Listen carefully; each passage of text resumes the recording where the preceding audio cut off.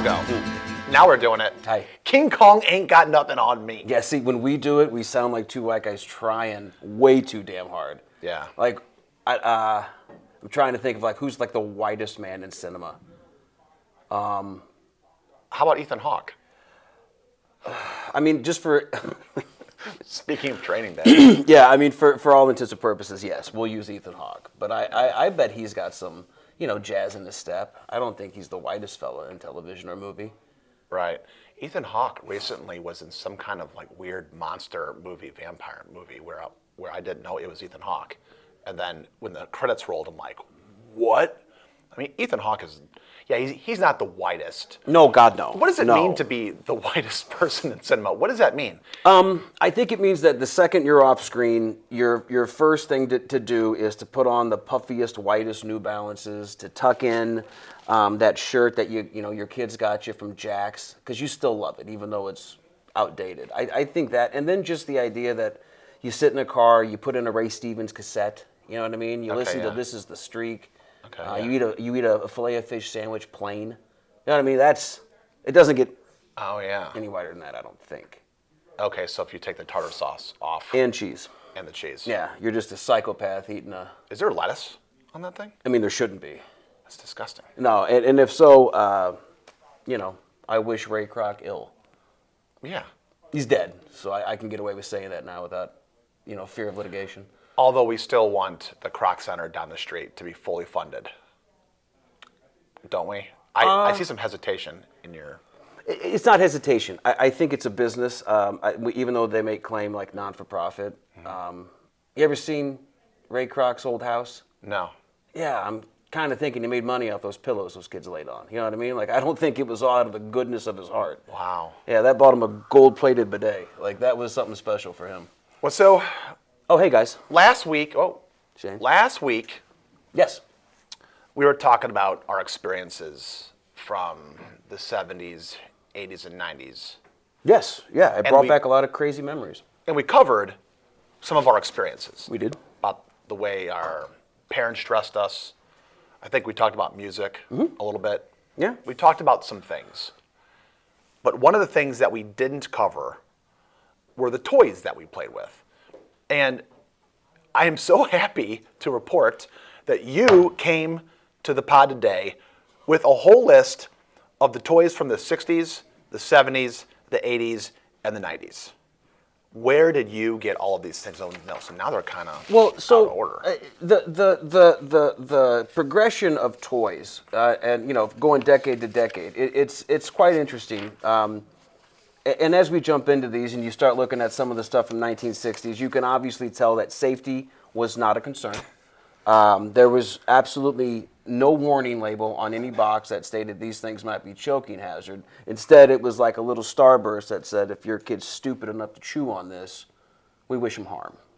And that's what makes, your molded plastic play sets of Army men, cowboys and Indians, Civil War, farm, etc. If you recall, those were just tiny lead-filled, probably some form of mercury to coat it on the outside, and then you just set them up. And then in your mind, you played a war in your head. And by the end of it, you were talking to these guys about how hard your life is. You use them as like therapy as well.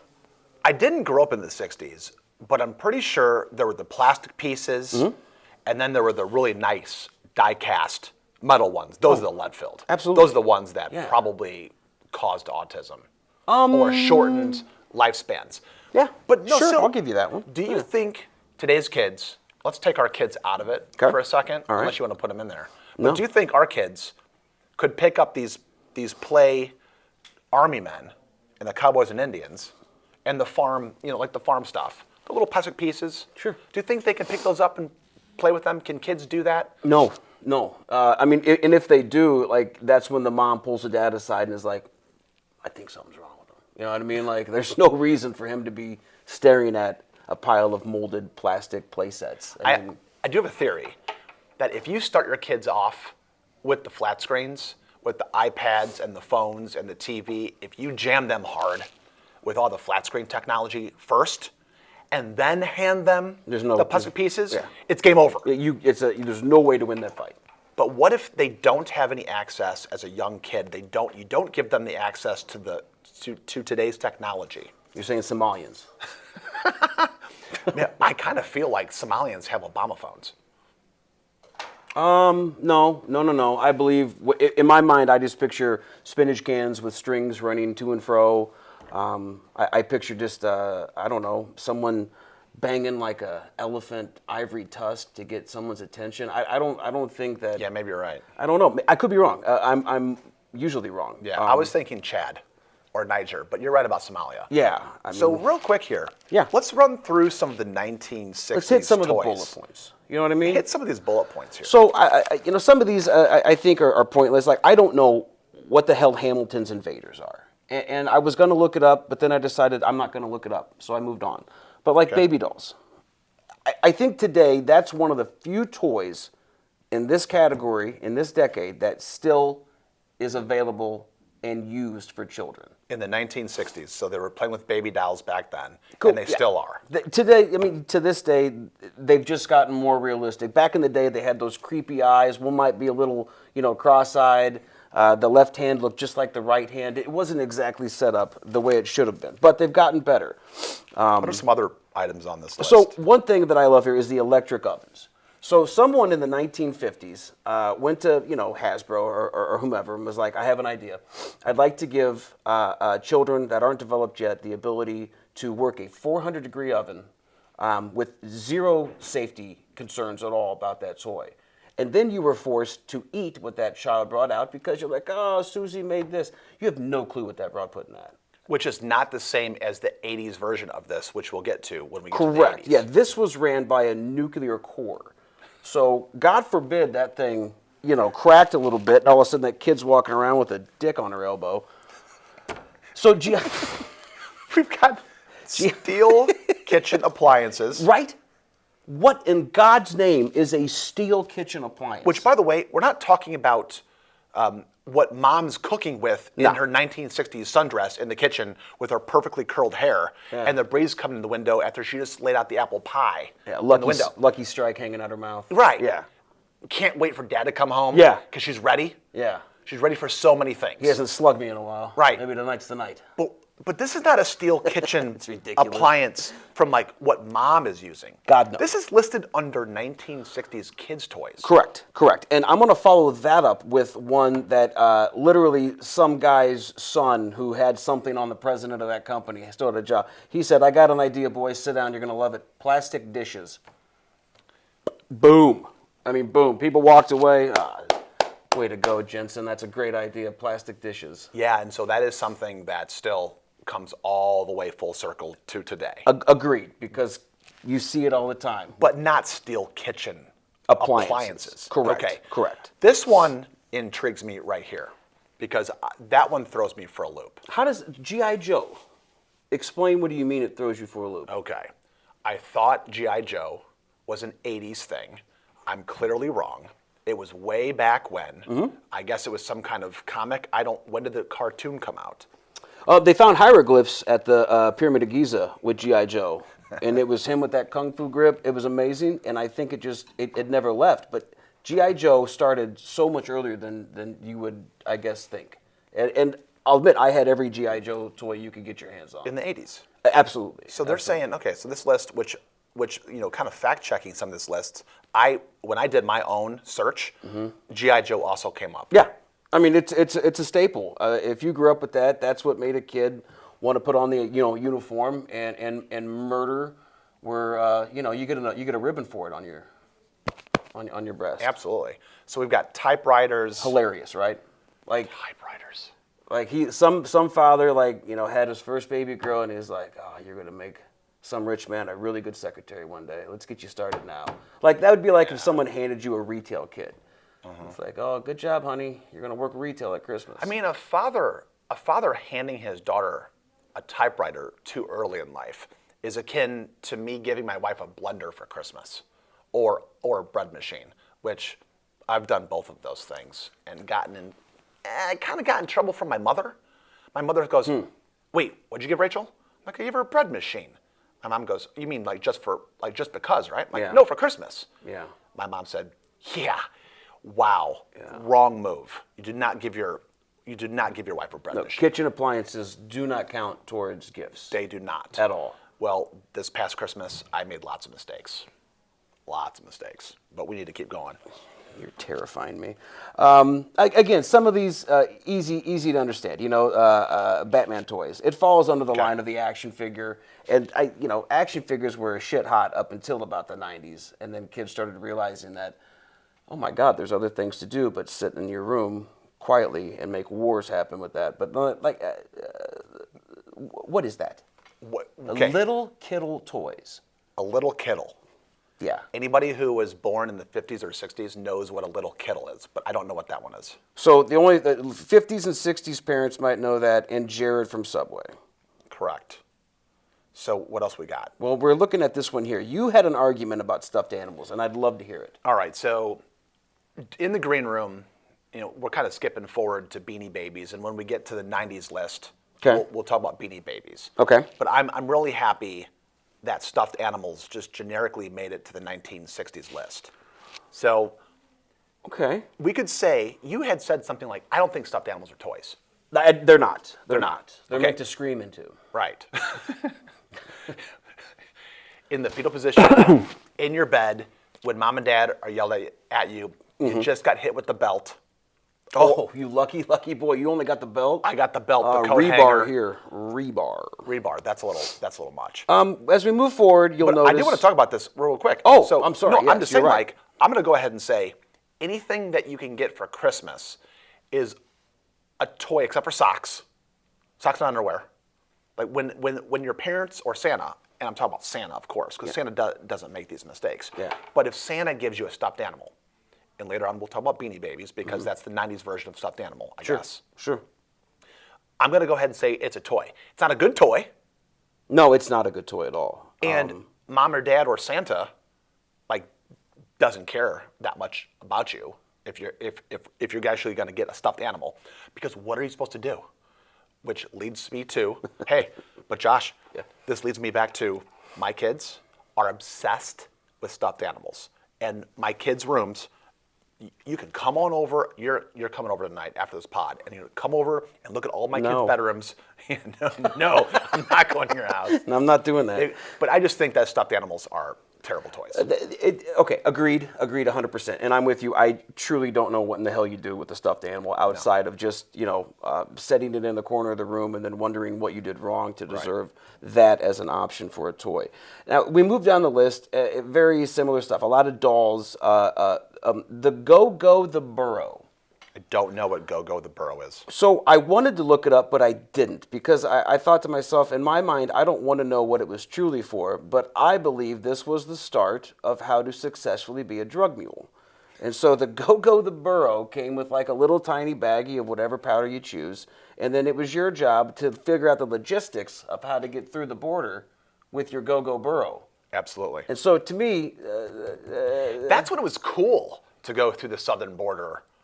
That's when it was in vogue. Like in the 60s, that's when it was really popular to do it.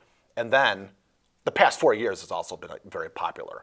But then right now it's not. No, I see what you did. So you see what I did? Yeah, no, that was nice. This is the one that I want to know if you know what that one is. Oh, come on, dude. Any kid that had so much anger built up from wearing McGregor shoes. What's it called? It's the Punch Me inflatable punching bag, right?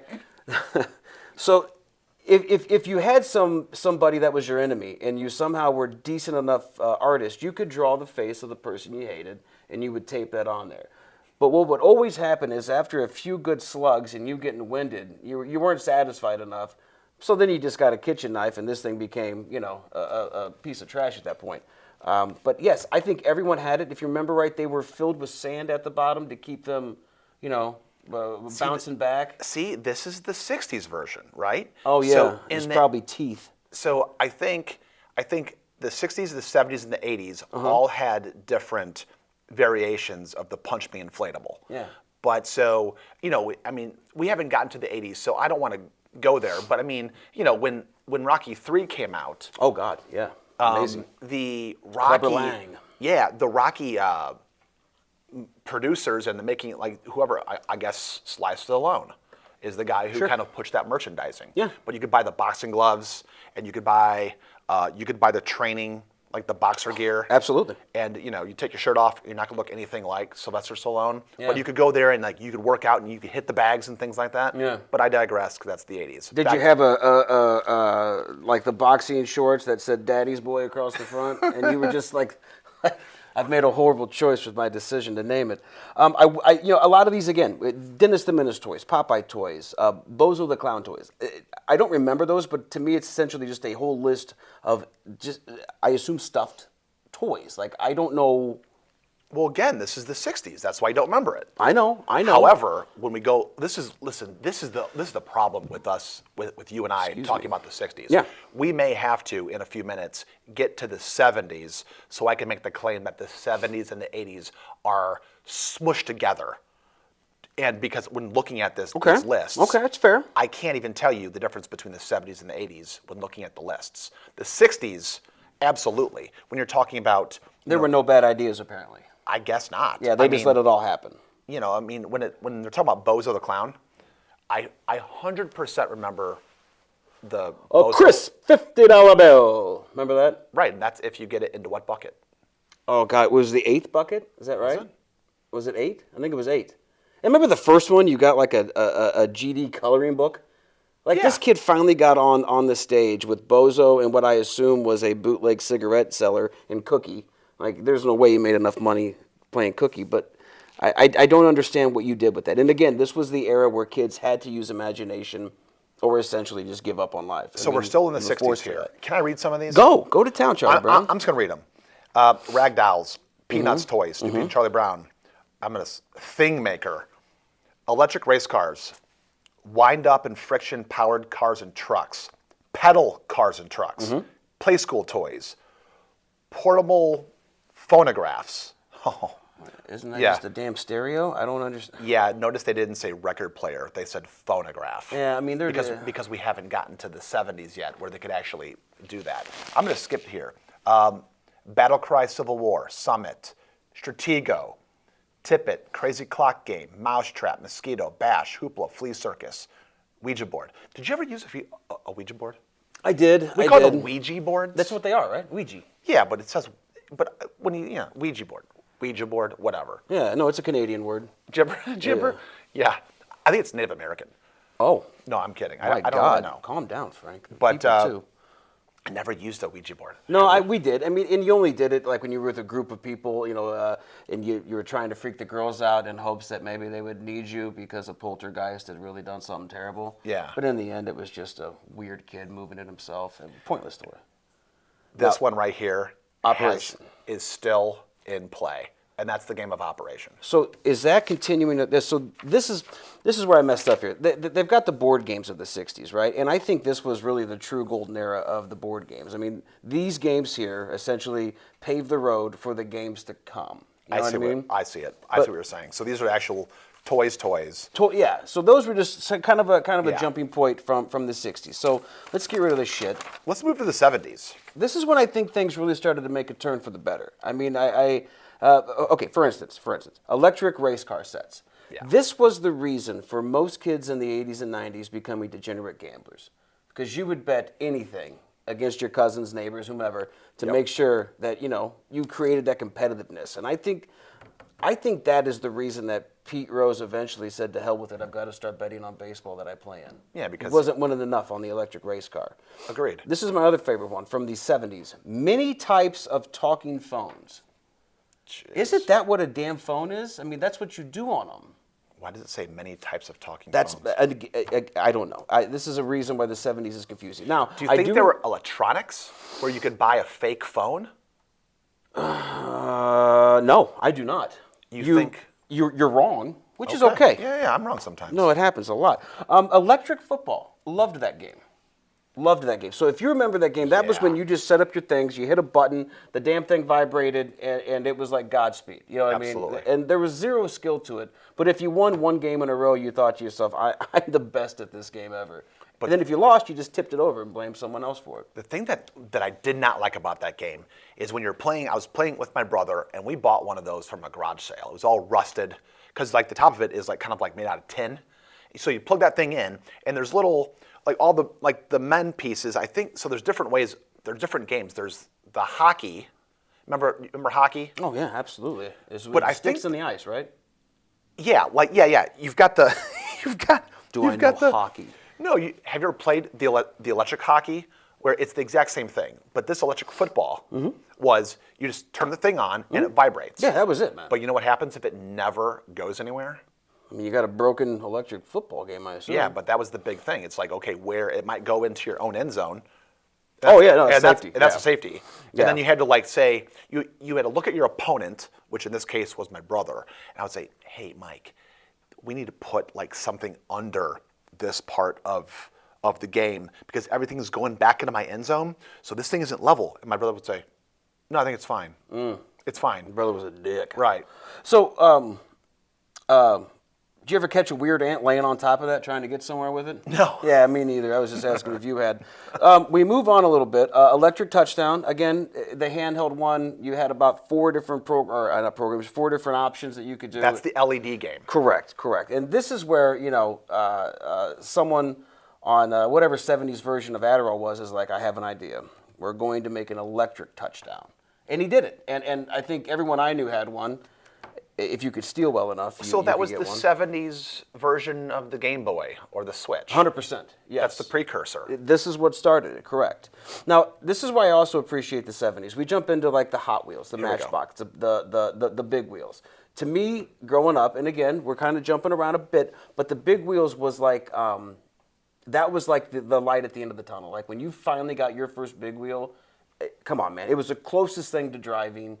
And again, absolutely made like a tank. It was good, thick plastic. You could do some crazy things. I think one of the ones you could even pull the handle back and it would blow sparks out the back of it to make it look like you were... I think the 70s version, Was that the... you could do that. Amazing. But the 80s version, I don't think you could. The 80s version, the plastic would wear out really quickly. As a matter of fact, do you remember? So you've got the big wheel. You're kind of sitting back. Those are tricycles when you're sitting on the floor. Correct. When your butt is down and then your legs are up and you're doing this with your legs. Sure. So what would happen is that big front wheel eventually would wear out. Yeah. And then you get a big split in it. Or the flat part. Or it would get flat. Yes. And then once it happened, you're dead in the water. Yeah, I mean, I never played with mine in water. Yeah, I don't know why you would, but it's every man for But you know himself, what I'm talking I guess. about. I do. Once you're done with that 100%. thing, it's done. You can't go and buy replacement parts for that thing. Once it's done, it's done. No, so when you look at something like that, like imagine someone from like the 1860s going 100 years ahead and they see that, and I mean, back then, I don't know what the game was called, but it was a wheel and a stick, and your job was just to run next to it and keep slapping that damn wheel. I think I don't know what the hell it was called. What is that? It's sad, is what it is. Like a kid woke up and was like, "Oh, Santa, bring me a wheel and a stick," and it good for them. I'm sure they loved it back then, but it was either that or opium. I mean, so they didn't have much option. It's true. I would have gone opium. The Fisher-Price toddler toys.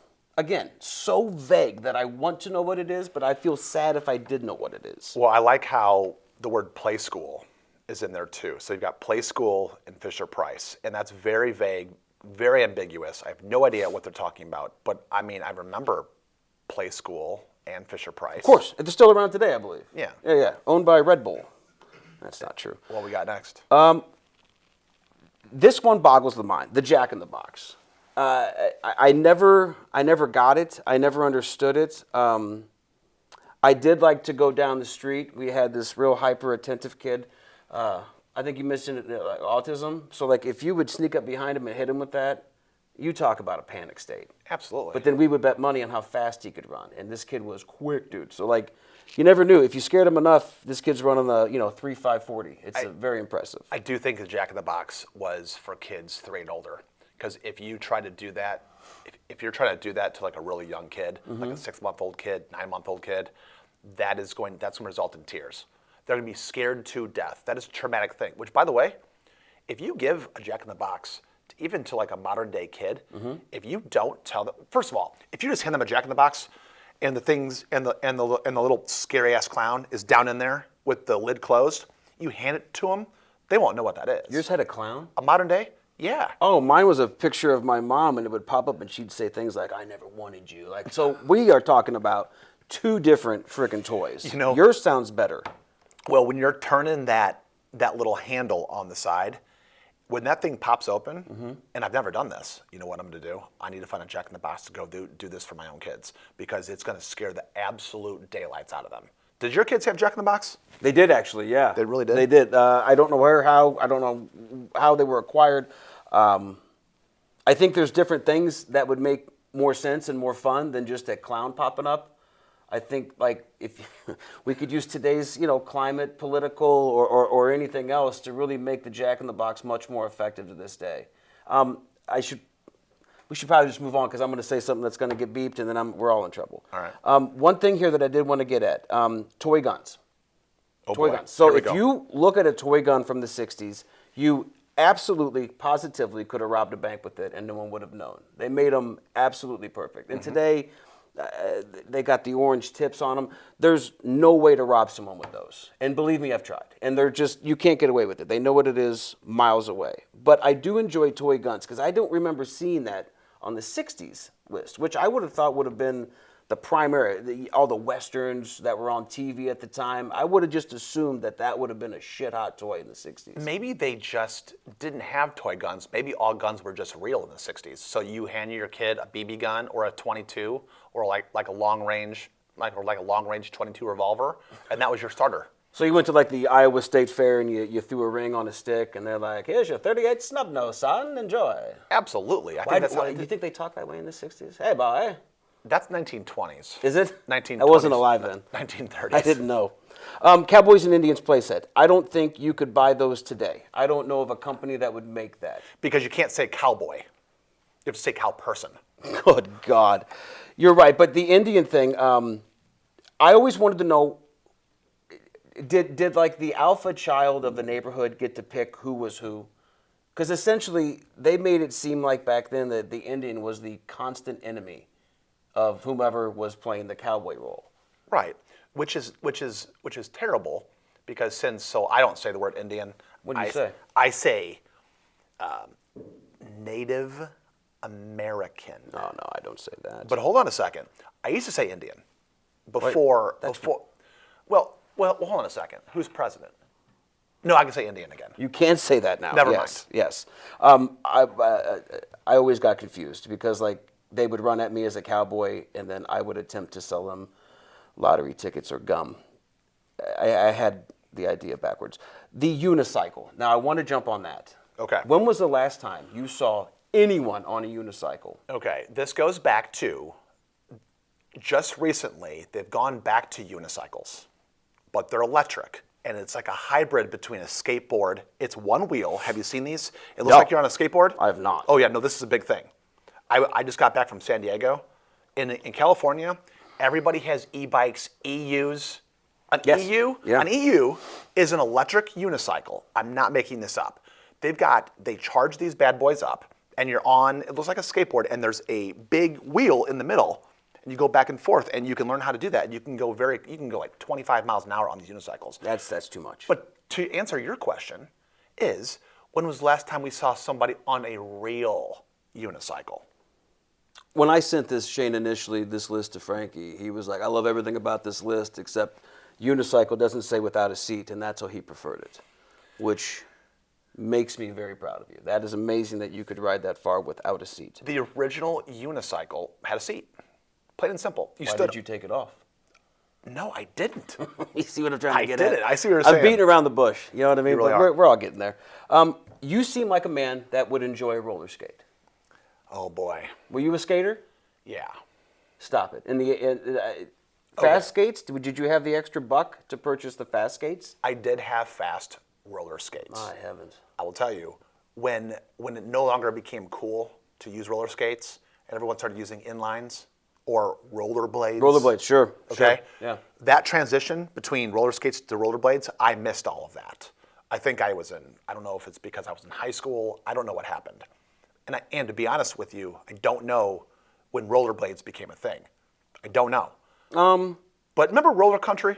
Of course. Yeah, absolutely. They had the huge skate you could sit in. I never got to sit in that for like birthday parties, and they'd push you around. Yeah. That 6-foot tall skate. Yeah. Boy, that stink in that thing was amazing. I never watched that son of a bitch. I do not have one good memory of roller skating in those roller skating rinks. I've got no good memories. None. Well, okay. Before we move on, give me your worst memory, and make it real. I want to see tears. This is I might get emotional about this. Excellent. So we've done it. the 7 or 8 times that I've been to a roller skating rink, and by the way, I never want to go again. Even I never want to go again. What if I called you today and said, Frankie, skates on me? We're gonna have to drink heavily before I go. Slurpees? No, drink for real. Booze. Like I'm talking about Diet Mountain Dew. Oh, you're out of your mind. The worst crap you can put in your body, that's what I want to put in. Diet Mountain Dew. You think Diet Mountain Dew's the worst thing you can put in your body? And Jolt. Remember Jolt Cola?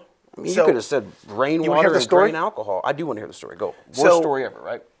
The first time I went, my dad had just died. And it was my 10th birthday, and my dad had been gone for like a month or two. Mm-hmm. My mom goes, you know what we're going to do? We're all going to get together, and you get to choose 7 or 8 of your best friends, and you get to go roller skating. So I go, okay. Yeah. So everybody invited. None of those people came, and a bunch of people that I didn't want to come went. And then that one and everyone thereafter was about a girl that I liked, a really, really cute girl, and she was always there. And she never wanted to hold my hand when we were going around in a circle. That's how, when we talk about, God, I hate roller skates. I can't even believe this is on the list. Do you have a hard time wiping? Burn this. Is that why she didn't want to hold your hand? Yeah, I guess I just had problems. I had They made soap then, Frankie.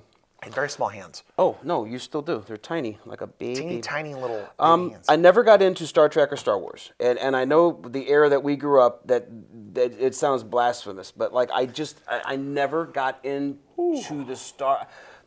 Yeah, no. Ooh. I never got into it. I don't think... You said you were born in the 70s? 78, yes, sir. No, you couldn't have been.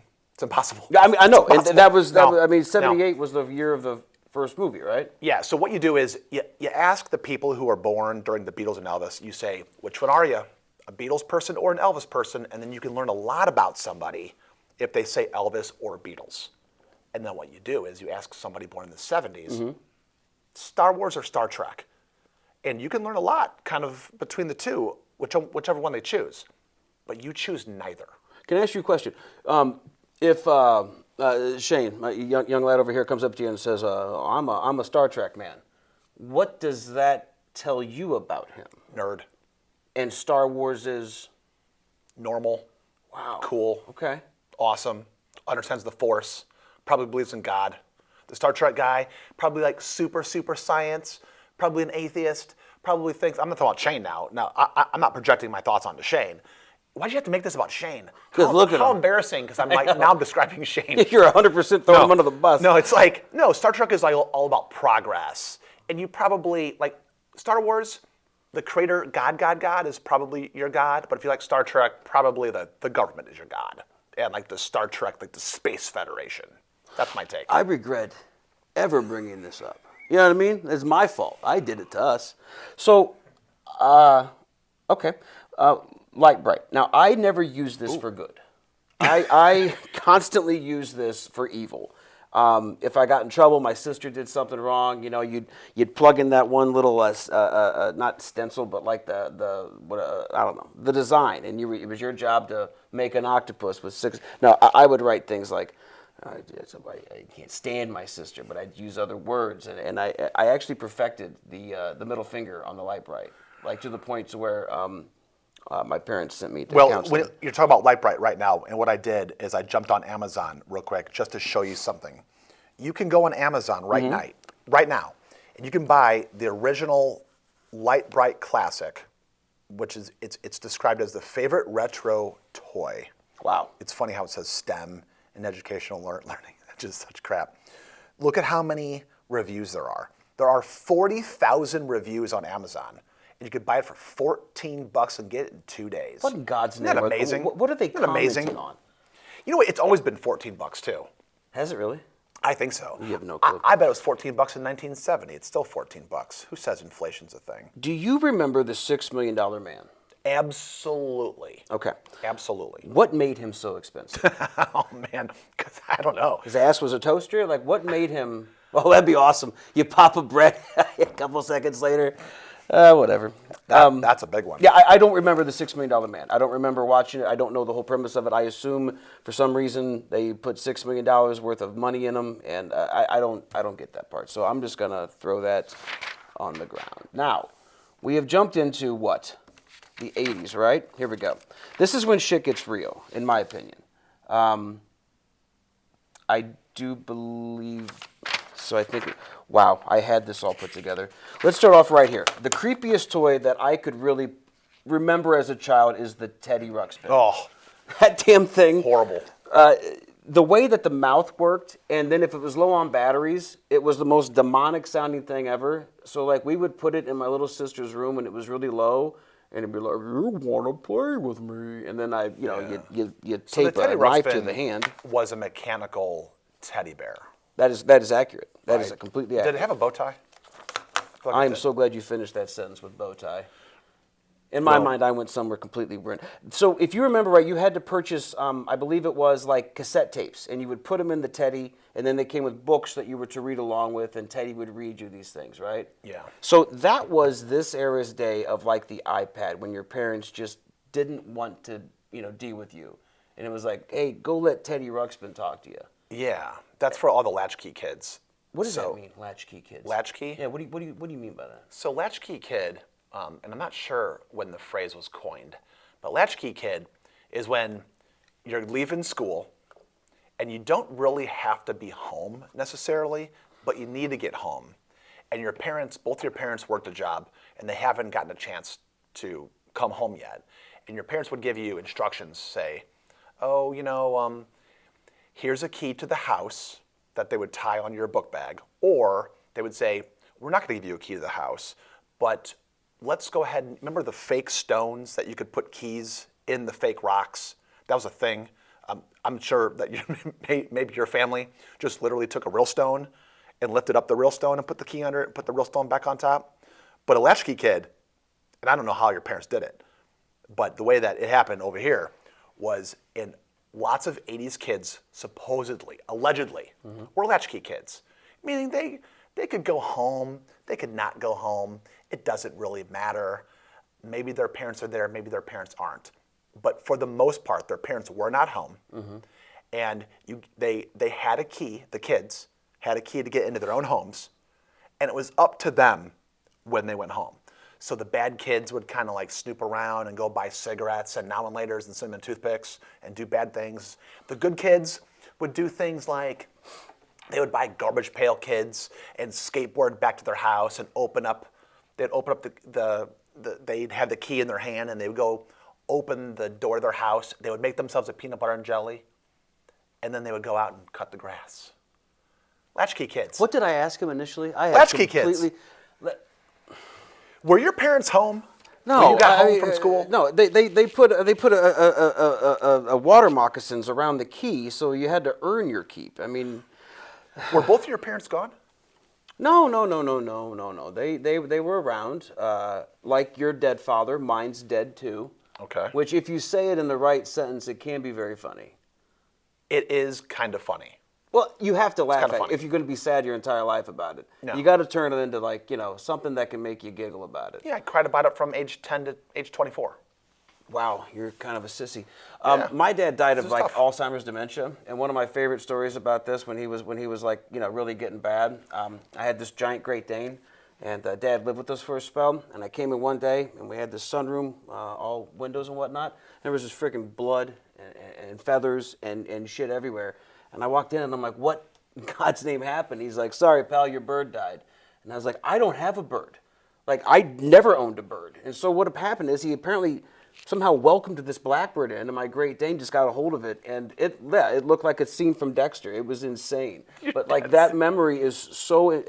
I was angry at the time because I had to clean up, blood and feathers. But now that I'm getting older, it's the funniest damn thing ever for him to look at me and in all sincerity. Sorry, pal, that bird of yours is dead. No. What's really funny is that your dad didn't know that you didn't have a bird. Had no damn clue. Had no clue. That's pretty funny. Had no clue. This one hits home. Masters of the Universe. Man. That was my jam. I owned it all. The Castle Grayskull with that slime that I am positive causes tumors. No one knew what that was. It tasted horrific. Well, so Masters of the Universe. So that's He-Man. Of course, absolutely. And the big thing, like I never owned Castle Grayskull. And I remember I did have the sword that I had that I'm pretty sure, I don't know if I stole it. How did I get it? My man stealing shit. I think maybe a friend left it at my house, and then when he goes, "Hey, I left that He-Man sword," I'm like, I don't think so. I haven't seen it. No way. And so what I would do is, when no one was looking, I would go in my room, put it in with your this butt. sword, and I mean, after I did that, I can't say that. I would dip it in alcohol, and then what I would do is I would hold it up. You did not set it and on I fire. would say, by the power of Grayskull. Nailed it. And then I would look for the little cat. What was that cat's name? Battle Cat. Battle Cat. Battle Cat. Yeah. And then, what was your favorite He-Man toy? Fister. That was not his name. Wait, Fister? Yeah. Wait, is that the guy who you like take his arm and reach it back, and then he comes back up? I mean, that's how I used it. Hold on here. Let me hook you. His name was not Fister. Let's clarify before I get fact checked. So you had Battle at Arms. Was that his name? What do you Battle? Hold on. No, that was not his what name. Was his name. All right, so this is the one I'm thinking of right here.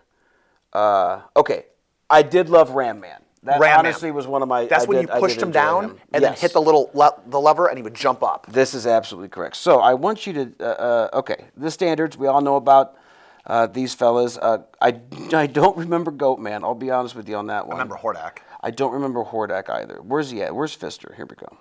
I do believe. There's no way. I'm almost positive. It was either that or Craig. So you're still in the B's. Yeah, I did not know they had this. You got to go to the F's. But why?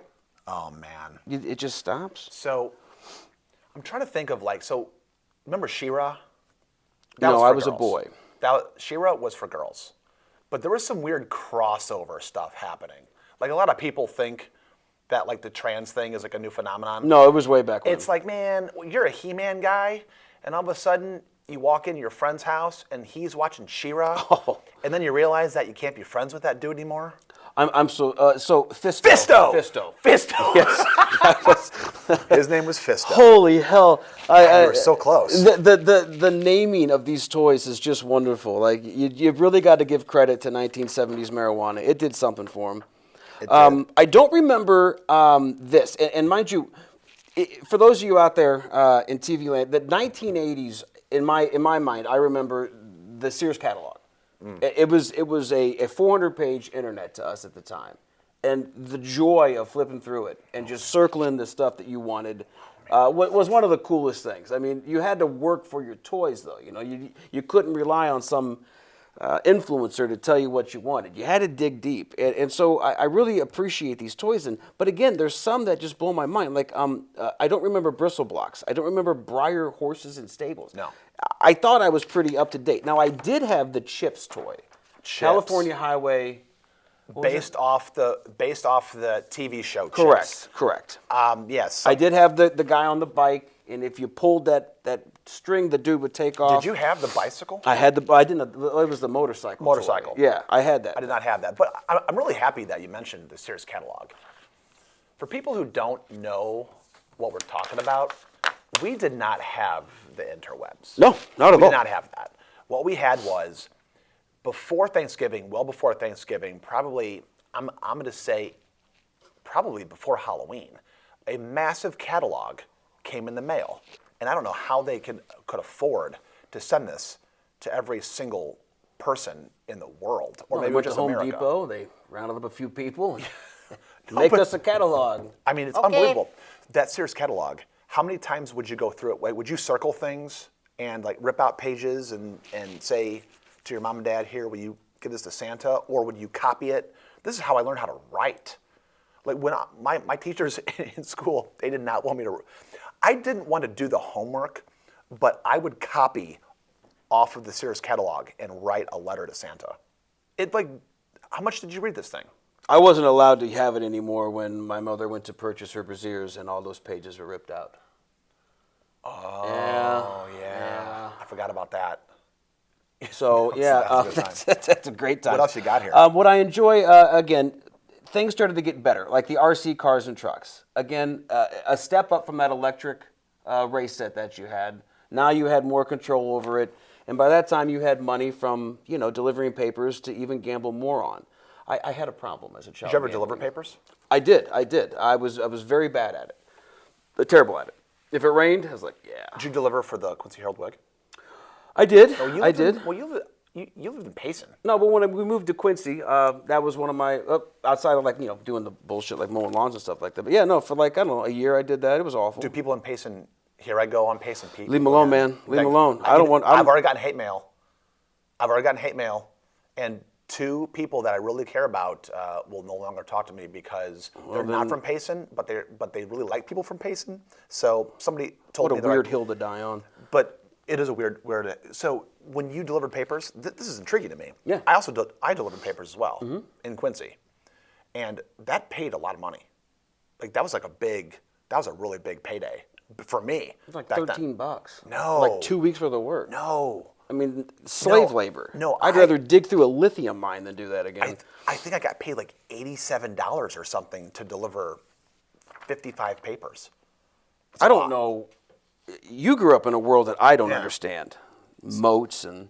RC cars? Dude, loved them. Loved them to death. You'd build your ramp, you'd jump them, you'd have bets on who could ramp their thing the furthest, and then it always led to a fist fight every time. And back then, they broke so easily. What was your favorite RC car you had as a kid? So, the Bigfoot, the monster truck. That was my jam. Yeah, literally, I Loved can it. go into Amazon again right now and buy a Bigfoot monster truck RC car Absolutely right now love for $36. Now, you remember the one in the early 90s when you rolled at the wheels, these claws would kick out, and it was supposed to be the climbing thing? They called it the Claw. The claw, right? Yeah. Absolutely love that. Did that thing work? It did work. It did work. Yeah. The claws really did come out and you could climb hills? I mean, they took liberties with the commercials in the 80s to make it look like this thing could absolutely scale a steel building. But no, it wasn't that great. But to me, it was the coolest shit ever because there was, at the time, that was the world of very few options.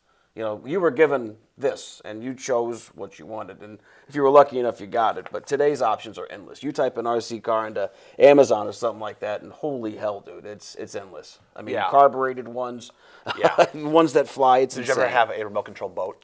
Never did. No. Not lucky. Yeah, I never got one of those either. We had Firebird Trans Ams, but dune buggies in my house was all the rage. Having the dune buggy, like I'm talking about like RC cars, RC one? like RC cars, always electric. The big, thick, wide, nickel cadmium rechargeables. Oh, absolutely. Yeah. Did you use those too? I did. When you got your first My Little Meth Lab toy, they taught you to take out the strips from all your rechargeable batteries. 80s were different. We're going to kind of fly through this a little bit, but one thing I did want to jump on. There was a couple things we talked about the other week. The Dukes of Hazzard toys. I owned every damn one of them. Where you could ramp it through the barn door would come apart. It was like a 4-piece system. Did you have to put it back the figurines? Together. I have to assume I did. I have to assume I did. I don't really remember those. I remember just the badass, the General Lee jumping through a barn, and I thought that was like the coolest thing ever. I remember my brother got the General Lee with no Confederate flags on it because I think the Confederate flag was on the hood. Oh yeah, absolutely was. Yes. Well, was it on the hood or on like the top of the car? No, it was on the hood, I believe. I believe it was on the front of it. Yeah. Was it? Yeah. Now, as we start jumping into these, you can really start to see the progression of how things got different. You never saw the word video games in those last 2 lists, and this is what kind of started the downfall of toys, in my opinion. And I could be wrong. I mean, I'm not though. I'm never wrong. But that video game thing is what really ended the ability to need an imagination. Now you had a little tiny Italian man that for some reason was yellow, like he had jaundice, jumping up onto coin blocks and stomping on mushrooms. I mean, it changed known as things. Mario. Also known as Mario. Thank you. What was the very first video game you ever had? It was the Nintendo thing that came with the robot that spun. It had Duck Hunt. It had Mario Brothers with it. That's the first video game? Really? No, that's not true. What, no, you skipped over Atari and We had Atari. ColecoVision? I did not have ColecoVision. We did have Atari though. We did have that. Did you play Pong? Pong was big. If you remember that old basketball game where it was just like 2 stickmen. For some reason, when they ran, it looked like the dude had a Bioner. It was How big so of a weird. deal was Super Mario Brothers in your life? It was massive, man. I mean, it was the start of what we have, what we know today as gaming. I mean, Well, there has been no traction lost with Super Mario. no, it's None. still shit hot. Absolutely, movies about it. It is a huge thing. So do you know what I bought my kids finally in the past couple weeks, month? It hasn't even been a month. For the very first time ever, I bought my kids a video game console. What'd you get them? In the past month? What'd you get them? A Switch. Oh, that's a solid choice. Solid choice. Well, I mean, we're not going PS5 yet. They're 10, 8, and 5. So my quick introduction, if you don't mind me saying. I do. I know, but I got to get this out. Get it out. So we go from ColecoVision, Atari 1800, Atari 2800, Atari 3600, which there's like almost no difference between any of those. Remember Atari 69? Yeah. You got the So joystick stupid. with the red button. Oh, I mean, absolutely. it had a joystick and a red button. Yeah, it was That's it, it. man. Yeah. And then moved to essentially 8-bit, which I guess is Nintendo. I believe so. Something like that. And then from Nintendo, what's after Nintendo? Super Nintendo? I think you jumped into like Sega. I think Sega. that popped out. And then they were the big competitor. I do believe. I don't know. All those games were huge for me. I mean, when I saw Mike Tyson Punch Out, that ate up literally the whole man. summer. Like Did you a ever whole beat Mike summer. Tyson? I did. Yes. Really? And then you learned the codes that you could put in and take you right to Tyson. You know what I mean? Yeah. No, I absolutely. But you did beat him? But it took me forever. There was like 3 months of memorizing his moves Absolutely. It was all based on. I mean, once you memorized how to get things done, it was just a matter of retaining it and then executing it at that point. If he winks at you, he's going to do this little short jab right to your face. Remember I believe so, yeah. Remember how he'd wink? Yeah, I always liked some of the racist characters that they had. Like Soda Popinski was just this Russian dude. That's a whole other issue. The Sandman? Yeah, the Sandman. I mean, he's obviously a gentleman from across the pond that has a lot of oil. Like Nissan, Honda, or whatever that guy's Dude, name is. come on, man. Yeah, Do you I mean, remember they didn't even try on that They one. didn't even try. Yeah. They didn't even try. That, yes, very, very racist, but very funny. As we start jumping through, anything here stick out to you? Like, for instance, I don't remember Garfield toys. Now, I remember owning the comic books that they put out. The comic books were a really big deal. What the hell? I mean, was it just a stuffed cat with a tray of lasagna? Was that the toy? I really don't think so. Well, he hated Mondays. That I son of really a don't bitch. think so. I think the comic books were really big because the writer of Garfield, and I can't think of his name right now, but I'm really sad that I can't think of Tom his name. Yabo. No, it's not That's that. not his name. But no, I mean, we would get, those would be like stocking stuffers. Every Christmas we would get absolutely. like a fully colorized, they were small books. They were only probably like 6 inches by 9 inches. It wasn't much. No, I mean, but it was they were a big deal. It when you were having a movement, that's what you took into the bathroom as a young lad. Now you drag your phone in there. Exactly. God knows what's on it. Now, a couple things here. Did you ever have that one friend that had every toy, but he never played with them? He just set them up on a wall or some type of display fashion, and you just thought to yourself as you got older, like, there is 100% chance that some of those toys were in his butt. Well, the first thing I thought of. I told you I shouldn't say that. The first thing I would think of is, Mom, no, I don't want to go to his house. Why? Because he has lice. all the toys, and he's not going to let me play with any of them. She goes, well, what does he do? Does he play with them in front of you? I'm like, oh, no, he won't touch his own toys. He will not touch them. They're all around the room, and his mother would be in there, like, dusting. Dusting them. What is that? Dusting them, and there's, like, no dust on the toys, which gives you the inclination that maybe he's playing with them. Absolutely not. And this kid's name was James Kalansky. Wow, you said his name. Yeah, I mean, he's Of the Connecticut Kalanskis? No, New Hampshire. No, well, uppity son of a bitch. Yeah. I don't remember some of the Transformers. I did have the Transformers, but I then had Transformers. I had a couple of them, but then I was also the kid that again didn't have a ton of money growing up. GoBots. GoBots were Transformers for poor people. 100%, man. Yeah. 100%. Like. When you got them and your friends come over, you would like hide them. And you'd be like, GoBots. So what, who's got those? You've got GoBots? Yeah, you piece of shit. Right. Now, this is when things kind of fell apart. I do believe that. So now we're in the 1990s. We're in the 90s, and this is when things kind of went away. As you can see, we started into the video games. But then let us never forget Betty Spaghetti. I don't know Betty Spaghetti. No one does. I made that up. Yeah, it looks like you did. I do know Furby. I never had a Furby, thank God. I'm going backwards here. Teletubbies, Tickle Me Elmo, Bop It. I'm skipping over Nintendo 64, Air Hogs, I don't remember Air Hogs. Tamagotchi, Don't remember that either. WWF Wrestlers. I had every one of the wrestlers, and I bit all the noses off. If you remember old school wrestling, a lot of out of shape wrestlers. So some of the moves were just a poke in the eye, and then one guy would just, I think it was like George the Animal Steel, he'd just bite your damn nose. So I bit every damn nose off of the one. I still have all these, by the way. It's so weird. Like one of my rock and roll heroes is a guy named Billy Corgan from the Smashing Pumpkins, and he owns fake wrestling, like pro wrestling. He's an owner. And I was listening to him talk recently about the toys, and the podcaster says, did you play with those toys? He goes, I don't really remember playing with them, but now I just caught a glimpse of it, and I'm glad we're talking about it.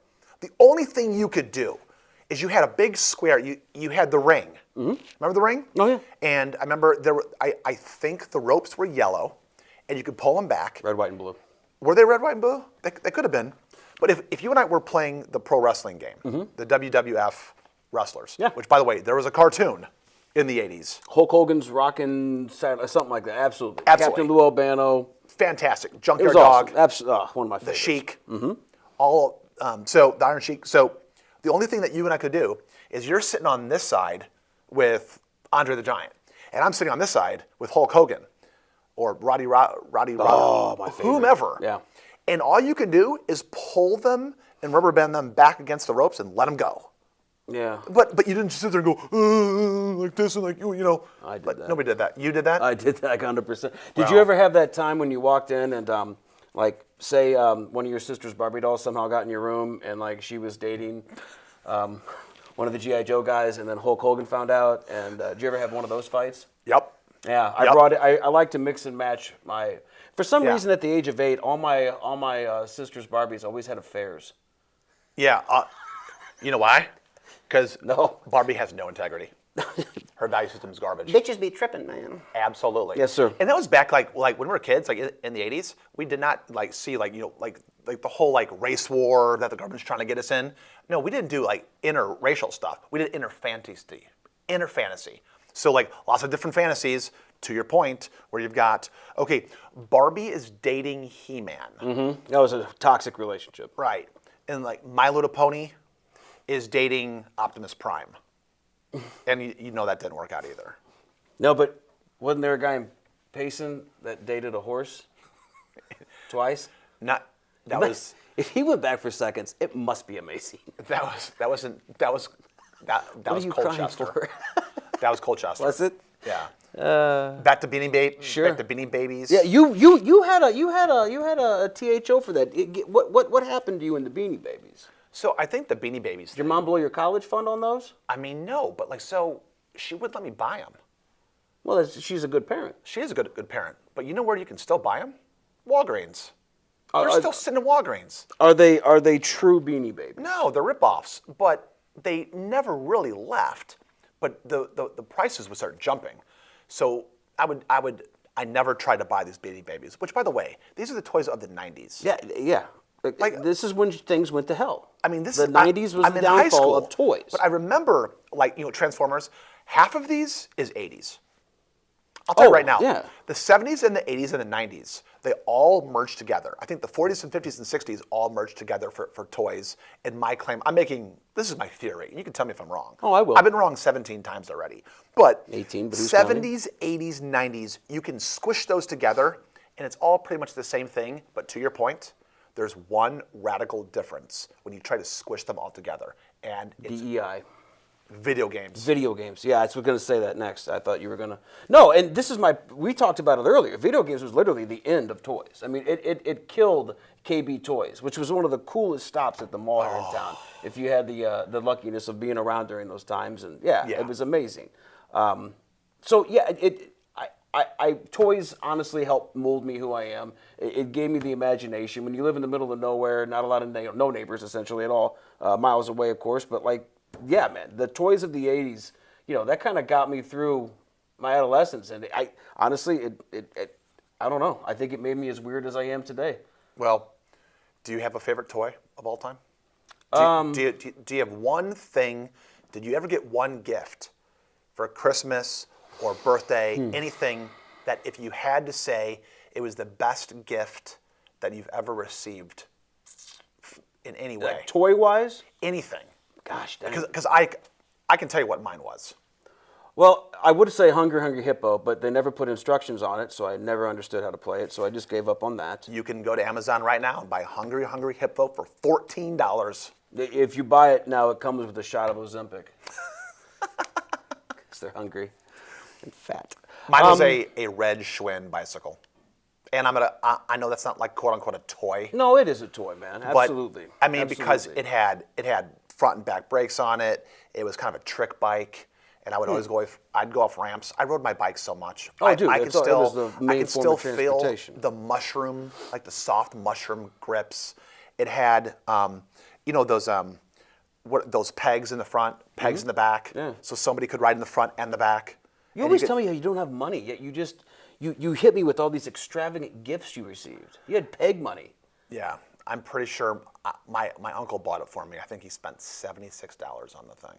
And in 1980, that's almost like $18,000 today. Right, It's so exactly. much money. Now, I don't know. My favorite toy, I really can't answer that. I honestly think my most memorable one was when I got my first stereo. I was huge into music, and so that was big for me. Did you use audio cassettes? Oh, of course, dude. Absolutely. Okay. Yeah. Well, no, I mean, listen. I mean, I did not do the reel-to-reel, although an audio cassette is a mini reel-to-reel. Essentially, yeah. But I didn't do vinyl. I didn't do vinyl until I was older. But I think the audio cassette was a big deal. And then you could. Did you ever have a boom box or a ghetto blaster? That's right. Yeah, absolutely. Yeah. That's what you're talking about, right? Yeah, so like at Thanksgiving, my dad and I, we'd sit down, we'd start prepping the food, we'd listen to Two Live Crew. It's stuff like that molds you, you know? That album came out two different ways. It came out explicit and the radio version. And I had the radio version, which is I couldn't hear any of the words. No. It was all bleeped out. It was like Did you ever listen to the radio and put in the audio cassettes and hit record? Did you ever sit by the radio with a blank audio cassette? So Did much. everybody do this? I used to call radio stations and request songs that I wanted to hear so I could record my own little mixtape. What was the most popular radio station here in Quincy in the 80s? Oh God, I don't remember. It was I really don't remember the call signs. Well, up in Chicago, it was called Z95, and everybody in the suburbs would call in. Listen, when are we gonna do this again? 2 weeks, but in the meantime, I don't think we'll be together prior to St. Patty's Day. Okay. So that's a big day in the bar world. So I encourage everyone to come to Hooligans Tavern at 743 South 10th Street and enjoy yourself on St. Patty's Day. Awesome. It's going to be a great day. We always provide a good atmosphere with great drink specials, and it's one of our biggest days of the year. So it's a fun time. That holiday's That's a crazy big one time. for you guys, right? It is, man. It is, and it's fun to see the progression. I never did 5:05, which Quincy's kind of famous for the 5:05 start time. I'm not doing that because I'm old. So we're going to start at 10. It's plenty of time to come in, let the amateurs go out, get hammered before 8. Yeah. You know what I mean? Yeah. Someone's going to cry. I don't want that at the bar. I want fun time. So 10 o'clock's good to go. Well, awesome. So I'll see you in 2 weeks, and hey, happy St. Pat's, and You too, buddy. Go to Hooligans. Yes, sir. We'll see you All right, guys buddy. there. See ya.